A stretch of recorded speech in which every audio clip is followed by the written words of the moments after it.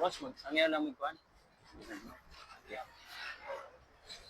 Diba, yung hapon sa atong tanan. Alhamdulillahi Rabbil Alamin, wassalatu wassalamu ala nabina Muhammad, wa ala alihi wa sahbihi wa man wala ba'd. Assalamualaikum warahmatullahi wabarakatuh sa ating mga kapatiran na narito na mga Muslim at mayong kapon nun po sa ato ang tanan na nadyo. Karon kay nami diri sa inyong atubangan kay magpaabot mig mga mensahe patungkol sa relihiyong Islam. Kami po ay mula sa inyong mga kapatiran na mga Muslim. Makakasamahan po natin, nandiyan si Brother Didel. Isa po siyang Ilonggo at mula po siya sa Romano Katoliko na ngayon po ay isa ng Muslim.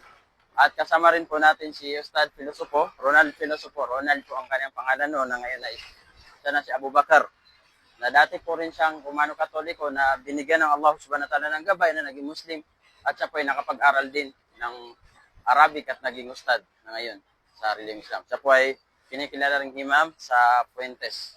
So, kung sino yung mga taga-Fuentes dito at magkakaroon kayo ng curiosity about sa Islam, ay pwede nyo pong lapitan si Ustad. Nandyan po sa likod. So ako naman po si Abdurrahman Guro. Kami po ay mula sa mga Maranao na tribo. Ngunit kasama po namin ay ang mga balik Islam nating kapatid na mula po sa inuhang mga tribo din. Ilonggo, Bisaya o Cebuano o Higaonon. Ako po ay mula sa tribong Maranao. At ang aming grupo po, ang aming organisasyon ay ang Al-Jannah, The Good Companion Incorporated. At ang aming layunin ay ang magpalaganap, magpaabot ng mensahe. Dili mi magtindog sa mga bus or sa mga mataong lugar aron mga yumig mga abuloy. Wala po. Kami po ay nandito para iparating sa inyo ang mga mensahe ng ating tagapaglikha. Alinsunod sa kanyang sinabi sa banal na Quran, sinabi niya, "Fadhakkir fa inna dhikra tanfa'ul mu'minin. Wa ma khalaqtul jinna wal insa illa liya'budun."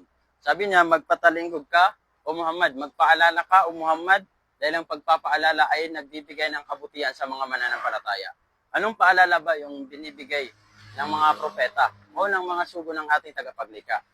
Ang dahilan kung bakit tayo narito sa mundong ito. Na sinabi ng ating tagapaglikha, "Wa ma khalaqtul jinna wal insa illa liya'budun." At hindi ko sabi na nilikha ang mga engkanto at ang mga tao maliban lamang na ako ay kanilang sambahin. So yan po yung pinaka-ultimate cause na dahilan kung bakit tayo ay narito sa mundong ito. Ano ang ebidensya na yan yung purpose natin dito sa mundong ito? Isa sa mga ebidensya ay isang time machine o yung timeline o yung oras o yung panahon. So nalalaman po natin na noon ay may mga dumating na mga propeta sa mga naunang henerasyon. Dumating po dito si Noah. Although hindi natin siya naabutan, naabutan natin ng kwento patungkol sa kanya. Si Noah po ay isa sa mga propeta ng ating tagapaglikha na kung saan ang pinaka-highlight sa kanyang panahon ay yung paggawa niya ng malaking arko o barko.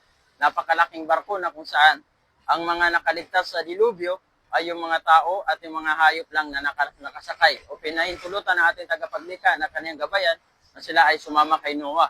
Dahil ang lahat ng nagsabi na si Noah ay balyo o si Noah ay nagsasalita ng mga salitang hindi gawain ng mga mahikero ay sila ay hindi naligtas. At sila ay nalubog doon sa tubig nang buksan ng ating tagapaglikha ang tubig sa kalupaan at kalangitan.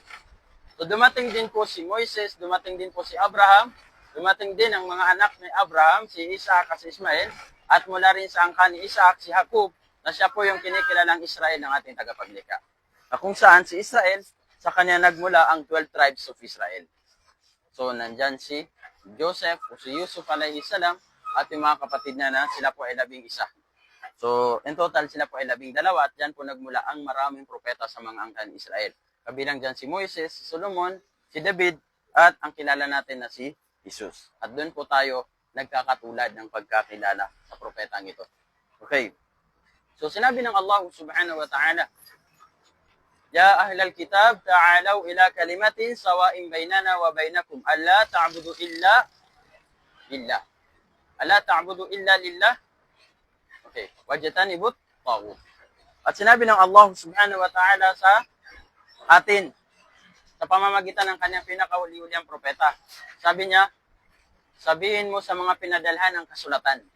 Sino ba yung mga pinadalhan ng kasulatan? Sino yung mga tao na pinadalhan ng Torah o yung At-Taurah at ang Ebanghelyo o ang Gospel ni Jesus? Yung dala-dalang Gospel ni Jesus. So yan po isa sa mga palatandaan na si Jesus ay propeta ng ating tagapaglikha. Meron po siyang kasulatan na dala-dala. Katulad ni David na meron din siya pong kasulatan na salmo na dala-dala mula sa ating tagapaglikha. At si Moises na dala-dala niya ang Torah at si Abraham na dala-dala niya po yung scrolls o yung Suhuf Ibrahim alayhis salam. At ano po yung purpose kung bakit tayo dapat ay nag-uusap-usap patungkol sa ating tagapaglikha? Sinabi ng Allah subhanahu wa ta'ala na hali kayo pag-usapan natin. Pag-usapan natin ang mga bagay-bagay na tayo magkakatulad dito. Kaya po kami ay nagbibigay ng effort, nagbibigay ng oras, ang ilan sa amin dahil hindi naman ito obligado sa pangkalahatan, dahil ito ay obligado sa buong grupo na kahit may kakaunting grupo po ang magsasagawa nito para lang ipalaganap. Halik po kayo at mag-usap tayo sa mga bagay-bagay na tayo magkakatulad dito. Ano yun? Anong pagkakatulad-tulad natin? Ang sambahin ng nag-iisang Diyos. At sa pagsamba natin sa nag-iisang Diyos, may mga propeta, may mga pangalan na tayo ay pinagbubuklod-buklod nito. Saan? Simula kay Jesus alayhis salam. Si Isa al-Masih alayhis salam. Dahil sa Islam po ay si Jesus ay hindi po siya basta-bastang tao. Hindi po siya basta-bastang nilalang. Dahil siya po ay may napakalaking ginagampanan sa buhay ng mga Muslim. You cannot be a believer, hindi ka totoong mananampalataya kay Allah kung hindi ka maniniwala sa mga propeta. Okay, at kabilang sa mga propeta ng ating tagapaglikha ay si Isa al-Masih. Yun po ang totoong pangalan ni Jesus. Isa al-Masih at hindi po Jesus. Okay.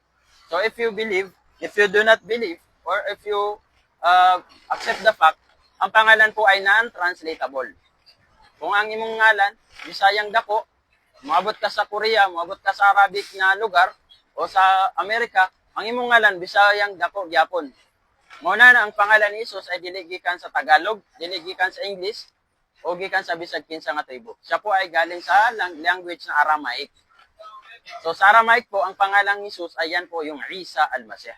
Kaya napapansin po natin na yung INRI, Henry, na makikita natin doon sa ginawang ribulto, na pinako doon sa krus, na sinasabi doon, Henry, INRI. Hindi po yun sa INC. Henry po yun. Isa, Nazareth Rek, Israel. Ang ibig sabihin po nito, ito po ay mula sa lingwaheng Aramaic. Ang ibig sabihin nito ay ang totoong pangalan ni Jesus na Isa, Nazareth, mula siya sa Nazareth. Dahil siya po ay Nazarenian. Bakit? Nung bata pa siya, nung pinanganak siya, ay pinapapatay na po siya ni Haring Herodes. So, dahil pinapapatay siya ni Haring Herodes, kailangan siyang maligtas. So, dinala po siya ni Jose sa Nazareth. At doon po lumaki si Jesus. At doon po nagmula yung kanyang lingwahe din bilang Aramaic. At siya po ay Rek o Al-Masih, ang Misaya, ang tagapagligtas sa mga angkan ni Israel, ang mga angkan ni Jacob, si Jacob, na anak ni Isaac, na anak ni Abraham. So, hindi po siya tagapagligtas sa lahat ng tao. Dahil siya po ay tagapagligtas o Mesiyas o propeta o tagaluwas sa pamamagitan ng katuruan ng tagapaglikha sa pamamagitan ni Jesus. Okay. So, yun po, si Jesus po ay isa siya sa mga propeta na kinikilala sa Islam. You cannot be a believer if you do not believe in the prophet, and you cannot be a believer if you do not believe that Jesus is a messenger of Allah. So, yung mga Muslim po ay kinikilala nila si Jesus bilang Isa al-Masih, at yun po ang kanyang, doon po natatapos yung pagkilala nila sa kanya. And marami po tayong basihan. Una po ay naging basihan ay yung mga kwento patungkol kay Jesus nung bago pa siya likhain ng ating tagapaglikha. Dahil binanggit po sa banal na Quran, naikwento po sa banal na Quran ang patungkol kay Isa al-Masih o Jesus. Pinakilala po na siya po ay nagsalita nung siya ay sanggol pa. Pinakilala rin po sa Quran na siya ay ipinanganak na walang tatay. Katulad din po ng kung paano siya na-portray sa Biblia. Okay, wala po siyang tatay nung siya ay ipanganak. Kaya nung siya ay panganak ng kanyang nanay na si Maria, sinabihan siya ng mga tao na bakit siya nanganak. Bakit siya nanganak na wala siyang asawa, walang nakagalaw sa kanyang lalaki, o wala siyang asawa in summary. So sinasabi nila, maka na umuki bagiya, hindi nangyari ang iyong ina ay bayaran o ginagamit ng kahit na sinong lalaki. Paano ka nagkaroon ng anak? Then sabi niya, tinuro niya si Jesus na bata pa, at sinabi ng mga taong ito, paano namin kakausapin ang isang bata na nasa sinapupunan pa lang, o kumbaga nasa mahad pa lang, nasa, kumbaga, dinadala-dala pa lang, pinapadede pa lang ng kanyang nanay. So, sabi ng Jesus, dahil nagsalita po si Jesus, wala inni Abdullah atani al-kitab wa ja'alani nabiyya. Okay, ito po ay mababasa natin sa surah Maryam. Ito ay verse chapter sa Quran na tumutukoy kay Maria.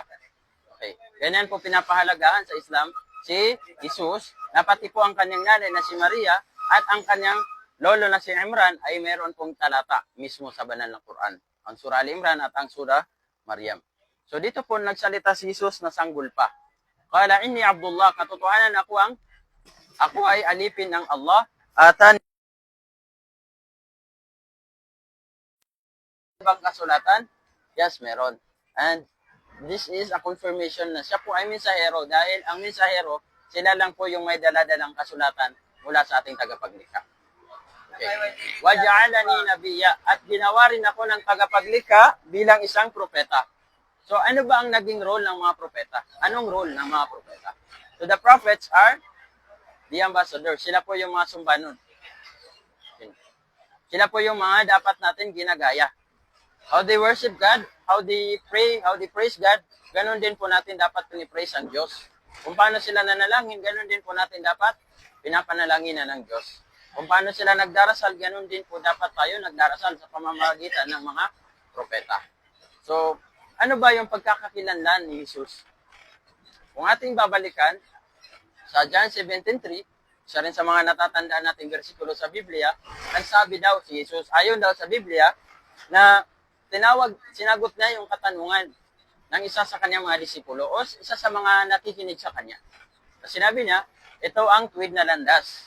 Ang ilalanin, ang nag-isang Diyos, siya daw ay tumingin sa langit at si Jesucristo na kanyang sugong pinadala. Okay. So siya po ay nagsabi na siya ay mensahero. Siya ay isang sugo. Siya po ay nagsabi na siya ay may kinikilalang nag-iisang Diyos. At yun po ang kinikilala nating Diyos. So naniniwala po tayo na ang pagkalikha sa atin ay iisang beses lang kay Adan. So ang paglikha po natin sa atin ay pare-parehas. Nagmula tayo sa sperm cell, nagkahalo sila ng egg cell ng ating mga nanay, mula sa sperm cell ng ating tatay at naging tao. So ganun din po na tayo ay naniniwala na tayo nagmula sa nag-iisang ama na si Adan. Okay. So wala pong question na tayo ay mula sa iisang tagapaglikha. Dahil kung magkakaiba po yung lumikha sa atin, imposible. Di ba? Kung magkakaroon ba ng, kung sa tingin mo ate, ang lumikha sa atin ay magkaiba. So di ba? Maaring magkaiba tayo ng mukha. Maaring yung ulo ko nasa paa ko. Tapos ikaw, yung ulo mo baka nasa kamay mo. Kasi magkaiba yung lumikha sa atin. Pero sa nakikita natin ay magkakaparehas tayo ng pagkalikha. Bakit? Dahil tayong mga tao, kung hindi na lang nalalaman, nagsabi ang ating tagapaglikha, وَلَقَدْ كَرَّمْنَا بَنِي آدَمَ وَحَمَلْنَاهُمْ فِي الْبَرِّ وَالْبَحْرِ وَجَعَلْنَاهُمْ وَرَزَقْنَاهُمْ مِنَ الطَّيِّبَاتِ وَفَضَّلْنَاهُمْ عَلَى كَثِيرٍ مِمَّنْ خَلَقْنَا تَفْضِيلًا. Sinabi ng ating tagapaglikha sa banal na Quran, at binigyan namin ng kainaman yung mga anak ni Adan. So tayo yon. Binigyan tayo ng ating tagapaglikha ng kainaman. So meron tayong ulo, may utak. So may mata, may tenga. Napakaganda ang pagkalikha sa atin. At ipinagkaloob sa atin ang kalupaan at karagatan. So tayo yung nakikinabang, iba? Tayo yung nagbebiyahe. Tayo yung sumasakay sa barko. Tayo yung gumawa ng barko. Tayo yung sumasakay sa barko. Hindi man ikaw yung gumawa ng barko, pero tao. You're proud. Dahil katulad mong tao yung nakagawa ng barko. Katulad mong tao yung nakagawa ng eroplano. Hindi baka, hindi kambing. Okay. Ikaw ang kumakain ng isda. Ikaw ang nagbebenta ng isda. Dahil wala ka pang nakitang isda na nagbenta ng tao. Okay? So tayo yung binigyan ng ating tagapaglikha ng tasarruf o yung paghahari. Pagkakaroon ng pamamahala sa mundong ito. Ito man ay mapakaragatan o nandito sa kalupaan. وَفَضَّلْنَاهُمْ عَلَى كَثِيرٍ مِمَّنْ خَلَقْنَا تَفْضِيلًا.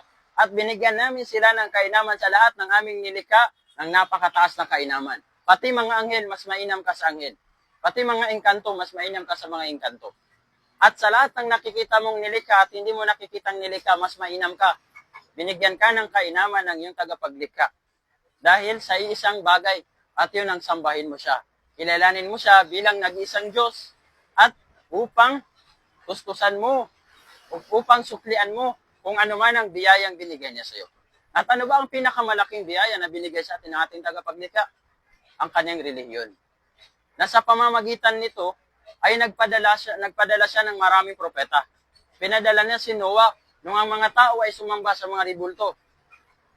At yun ang mensahe nila ay ang kilalanin siya na nag-isang Diyos.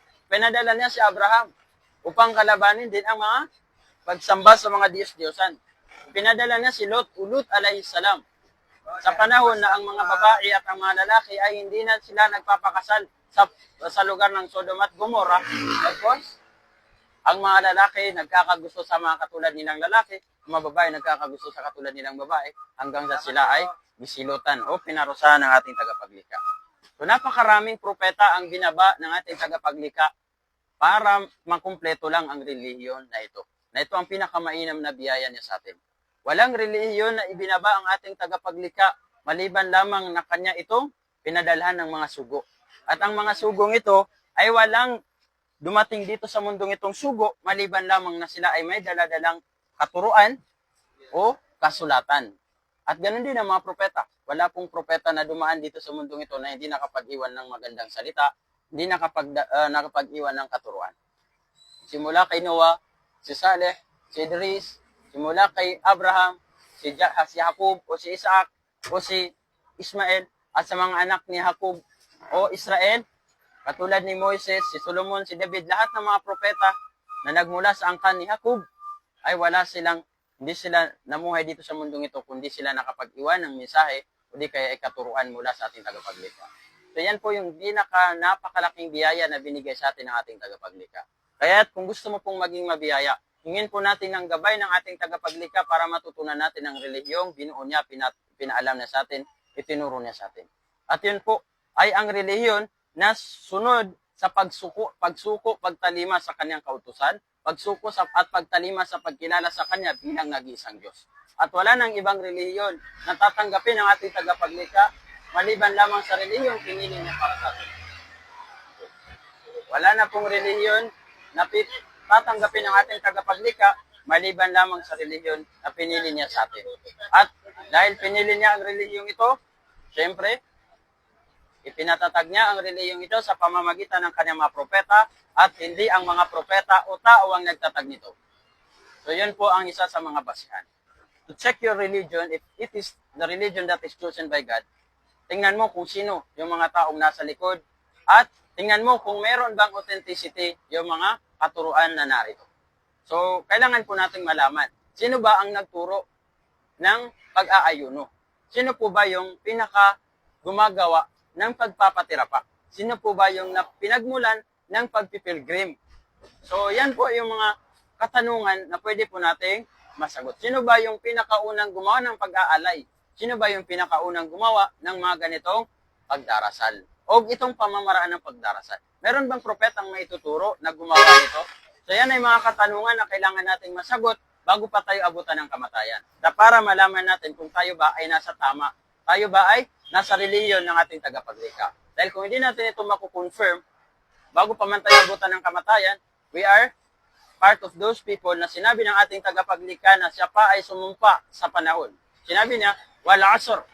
Ako ay sumusumpa. Sabi ng Allah subhanahu wa ta'ala, sa pamamagitan ng Quran ay binabana sa kanyang pinakauli-ulihang propeta na si Propeta Muhammad na isang ummi, hindi marunong gumasa at hindi marunong sumulat bago pa man siya maging propeta. Okay. Sinabi ng ating tagapaglikha, wal asr. Ako ay sumusumpa sa panahon. O siya ay sumusumpa sa oras na mamaya, mga alas 3. Okay. Innal insana lafi khusr. Sabi niya katotohanan, ang lahat ng mga tao ay napapabilang sa pagkalugi. Napapabilang sila sa pagkalugi. Okay. Ikaw na anak ni Adan na binigyan ng ating tagapaglikha ng kainaman sa kanyang mga nilikha, ay sinabi rin ng iyong tagapaglikha na ikaw ay napapabilang sa pagkalugi. Tingnan natin. Una, ginamit niya ang mga anak ni Adan na ikaw ay itinaas niya. Ngayon ay ginamit na naman niya ang insan. Ang isa sa katawagan ng ating tagapaglikha sa mga tao na kung saan ang nagmula sa pagsalitang nisyan o pagkalimot. Dahil ang katangian ng tao ay nakakalimutan niya kung saan siya nanggaling. Nakakalimutan niya kung sino yung lumikha sa kanya. Innal insana lafi khusr. Katotohanan na ang mga tao, nakatangian nila yung pagkalimot ay napapabilang sila sa pagkalugi. Illa alladhina amanu. Maliban lamang sa mga nanampalataya. Kaya sinabi ng ating tagapaglikha, fadhakkir fa inna dhikra tanfa'ul mu'minin. Magpaalala ka o Muhammad dahil ang pagpapaalala ay nagbibigay ng kabutihan sa mga mananampalataya.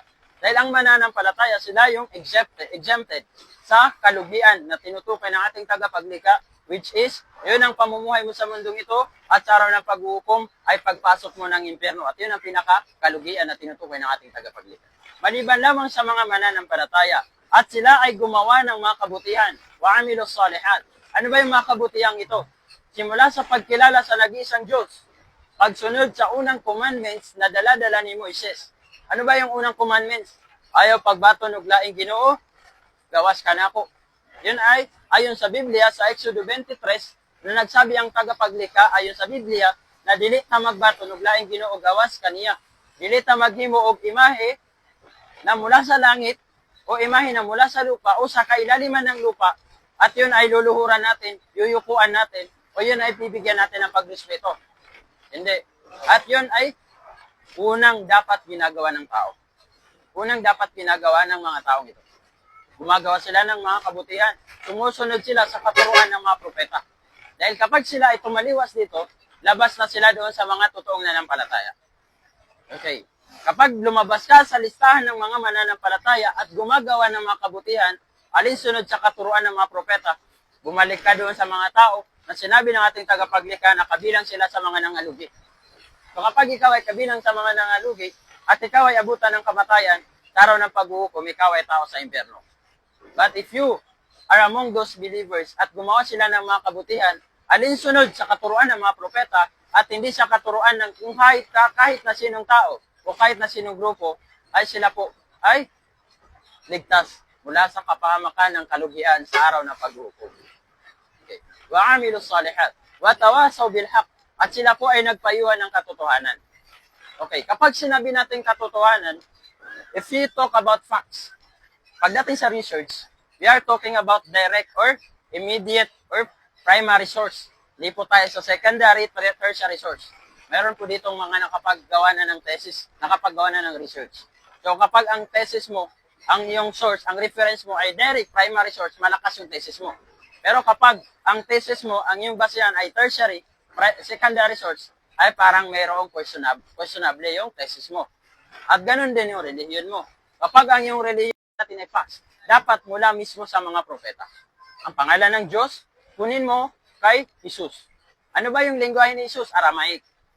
Pangalan ng Diyos, kunin mo kay Moises. Ano ba yung lingwahe ni Moises? Hebreo. Kunin mo kay Muhammad ang kanyang lingwahe, sallallahu alaihi wasallam, ay Arabic. At doon po nagtatayo ng Bakka, mababasa natin sa Biblia, sa mahilig magbasa sa Biblia, ang salitang Bakka o pangalan ng lugar na pinatayo ni Abraham at ni Ismail. At yun po ang Saudi Arabia ngayon. Diyan po isinasagawa ang pilgrimage. Dahil ang pilgrimage po, hindi yan isinagawa sa panahon lang ni Propeta Muhammad. Dahil yan po ay gawain na yan noon pa. Gawain na yan, yung pag-aalay, gawain na yan noon pa. Kay Adan. So kung ating babalikan, mayroong ginawa yung mga anak ni Adan at mayroong ginawa si Abraham at yun yung pagpipilgrim at hanggang ngayon ay buhay pa rin yun at ginagawa pa rin yun ng mga Muslim. Yung mga taong sumusuko sa nag-iisang Diyos at tumatalima sa kanyang mga pagsasabatas. Okay. Ganon din na ang lugar na naiwanan ni Solomon o si King Sulaiman o si Haring Sulaiman o Solomon na anak ni David. Siya po ay nagpatayo ng Masjid al-Quds.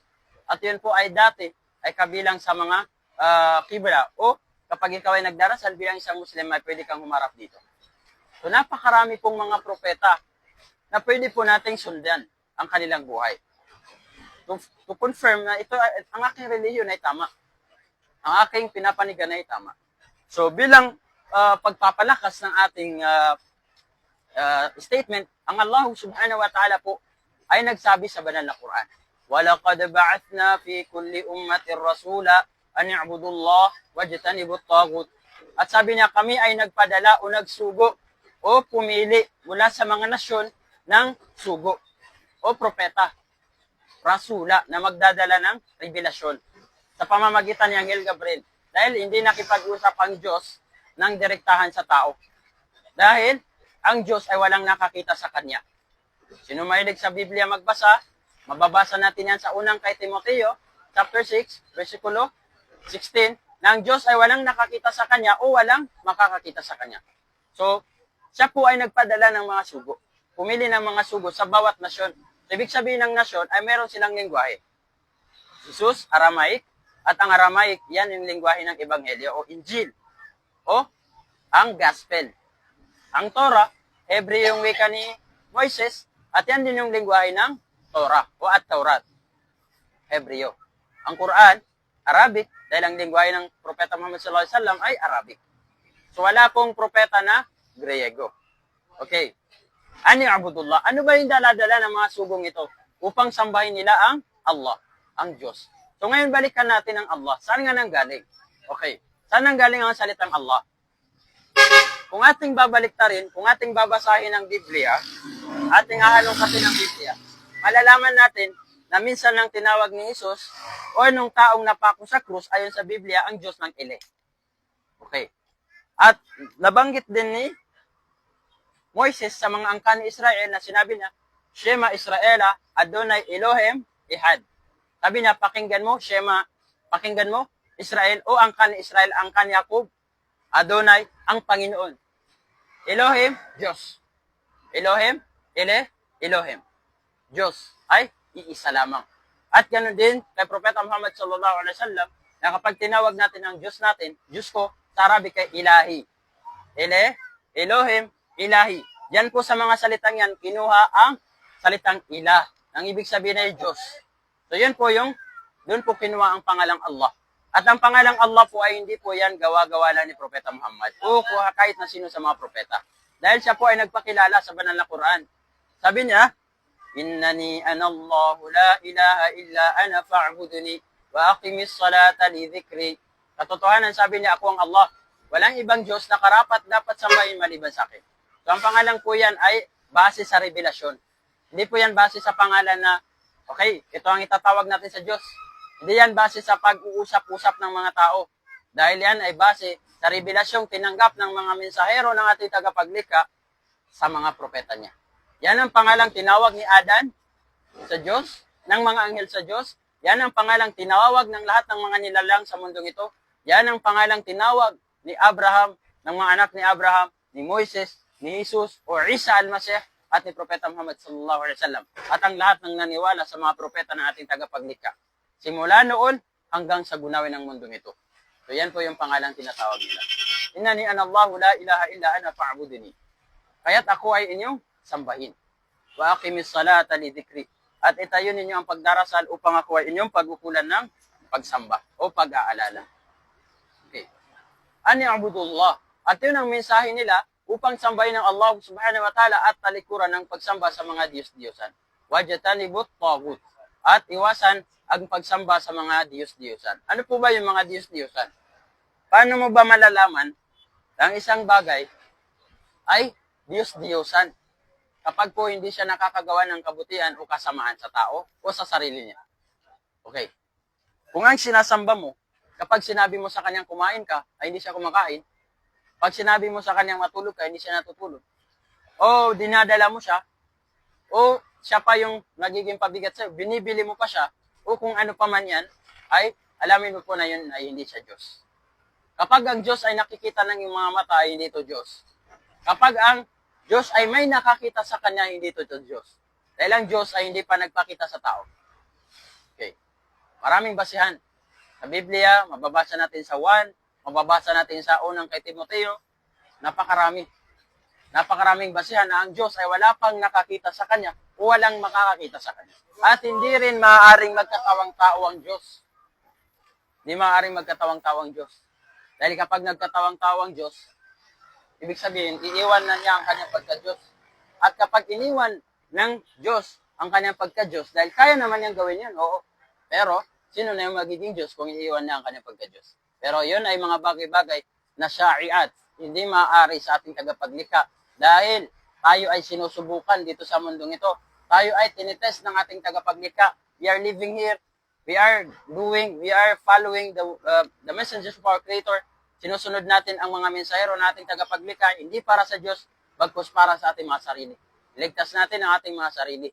Tayo ay pumasa sa mga pagsubok ng ating tagapaglikha, na tayo ay sumamba sa Kanya. Abutan ka ng kamatayan na ikaw ay kumikilala sa Kanya, sumusuko sa Kanya, sumasamba sa Kanya, at hindi ka susunod kay Satanas na nangako sa harapan ng ating tagapaglikha na ikaw ay Kanyang liligawin.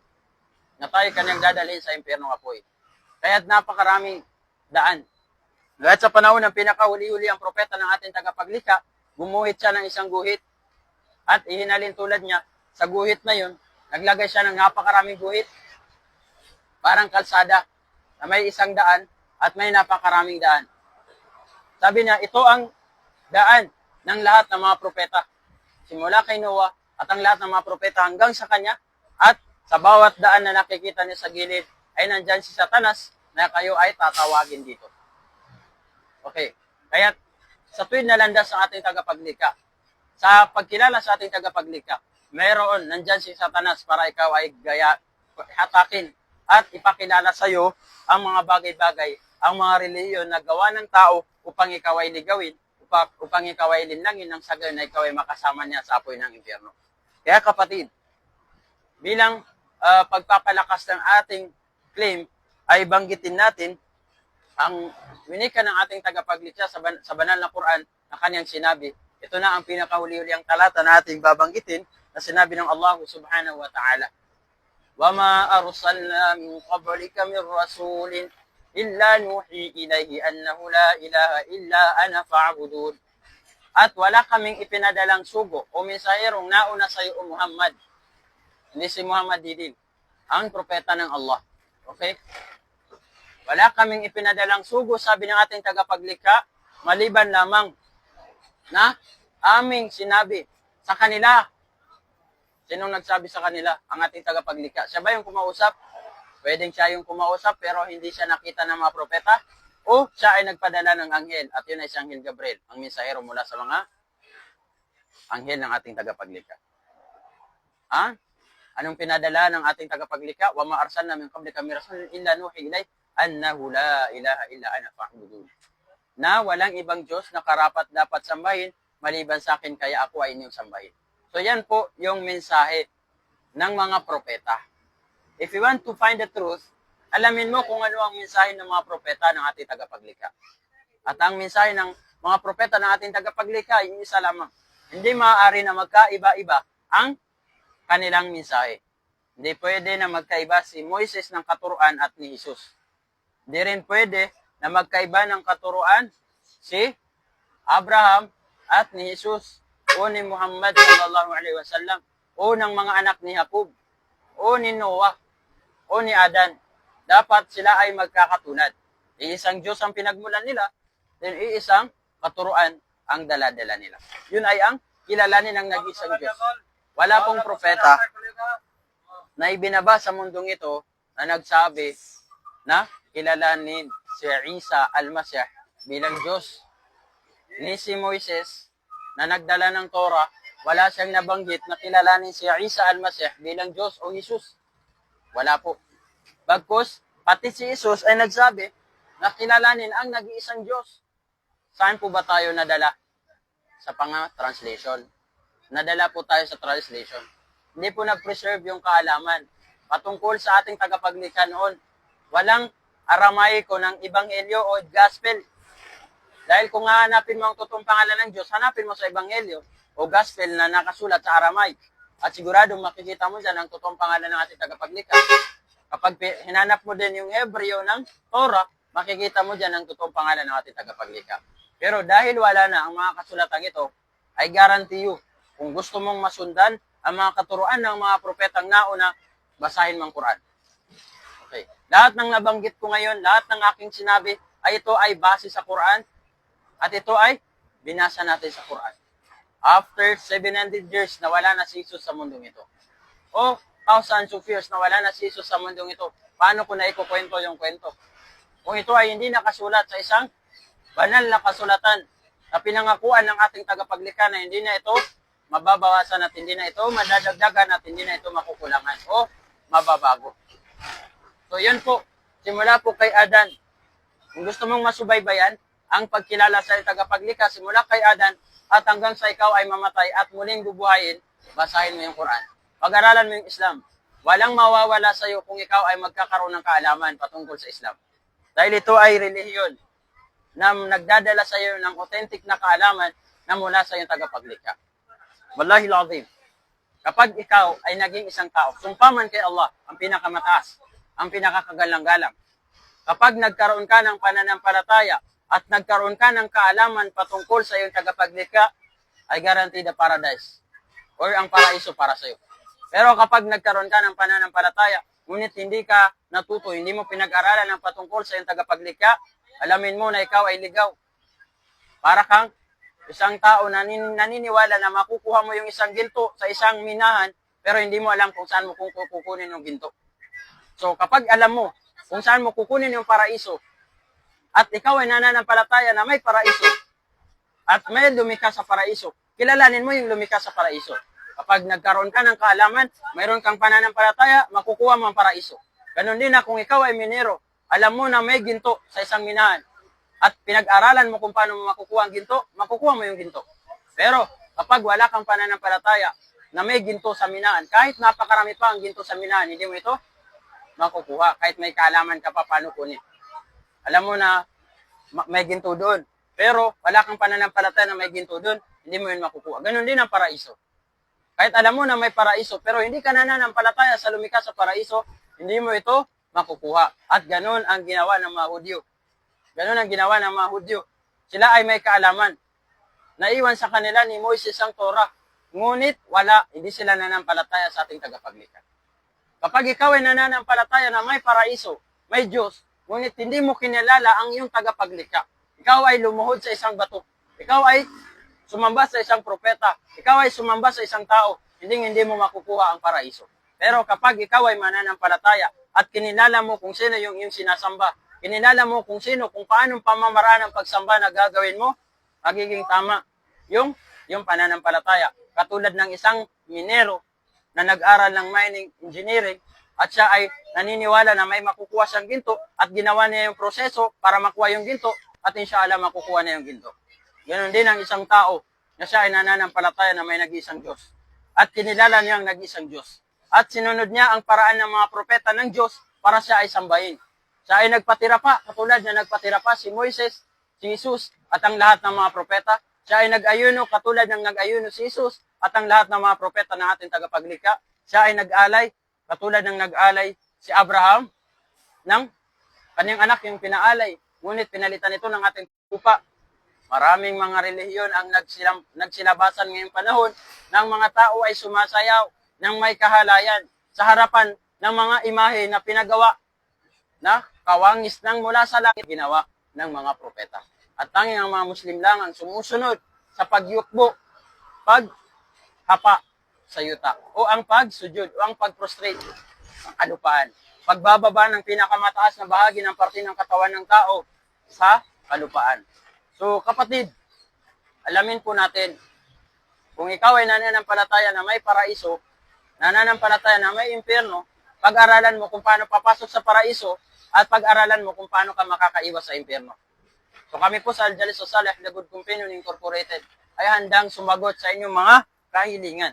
Kung gusto niyo pong matuto, mag-aral, basahin ang Quran, o kung gusto niyo kami yung magbasa at bibigyan namin ng ibig sabihin, at pag-aaralan din natin ng Biblia, kung gusto niyo po yun, pwede niyo pong kunin ang aming mga pamphlets na papamigay ng ating kapatid at tumawag sa aming tanggapan. Meron po tayong opisina dito sa Iligan City, sa Quezon Avenue Extension, sa Palao. Malapit po kami sa Gabs Bake Shop. So, ngayon po ay meron din po tayong Facebook page at naka-live po tayo ngayon. Inshallah, pwede niyo pong i-follow sa Al-Jalis As-Saleh, The Good Companion Incorporated. Al-Jalis As-Saleh, The Good Companion Incorporated. So dito po, lahat po kayo ay welcome. Maputi man o maitim, matangkad man o maliit, tuman ay kalbo o may buhok, welcome po kayo sa aming tanggapan. Ikaw man ay Muslim o ikaw man ay Kristiyano. Wala pong discrimination. At hanggang dito na lamang po. At ako po ay nagpapasalamat sa ating konduktor, butihing konduktor at sa ating gwapong driver dahil binigyan nila tayo ng pahintulot na makapagsalita dito sa inyong harapan. Hindi po kami katulad ng ibang mga grupo na tatayo sa inyong harapan para hingan kayo ng sobre. Bigyan kayo ng sobre. Narito po kami upang magbigay lang ng kaalaman. So sana po ay hindi kami nakalasagasa ng inyong mga kasing sa inyong mga kasing-kasing. Kung meron man po kaming nasagasaan puso, ay kami po ay humihingi ng kapatawaran at hinihiling po natin ang gabay mula sa ating tagapaglikha. Okay. Hilingin po natin ang gabay mula sa ating tagapaglikha katulad ng paghingi ni Abraham ng gabay sa kanya. Nung siya ay nawawala. Dahil hindi niya alam kung sino yung kanya sasambahin. Okay. Humiling po tayo ng gabay sa kanya at gawin po natin ang pagkakaroon ng malinis o pagkakakilanlan sa ating mga lugar. Lalong-lalo na sa mga tayo na naninirahan sa isang lugar na diverse yung ating komunidad. So may isang Maranao, may Muslim, may Krisyano. Kapag hindi mo alam yung pananampalataya ng kasama mo ay hindi mo siya mabibigyan ng respeto. Okay. Kapag hindi mo alam yung dahilan kung bakit ginagawa ito ng kapatid mo ay hindi mo siya mabibigyan ng respeto. Bakit hindi mo siya pwedeng disturbuhin? Bakit hindi mo pwedeng palakasin yung tugtog mo sa oras ng alas 12 o sa oras ng alas 5, alas 6 or alas 7?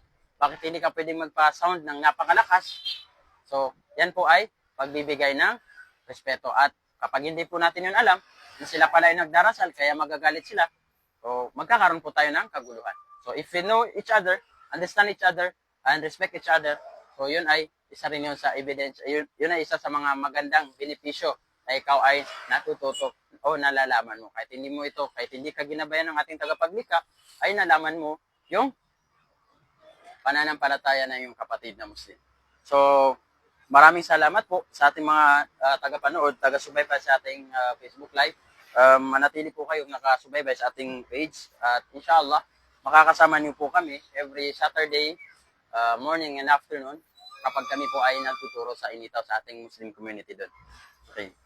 Assalamualaikum warahmatullahi wabarakatuh at magandang hapon po sa ating lahat.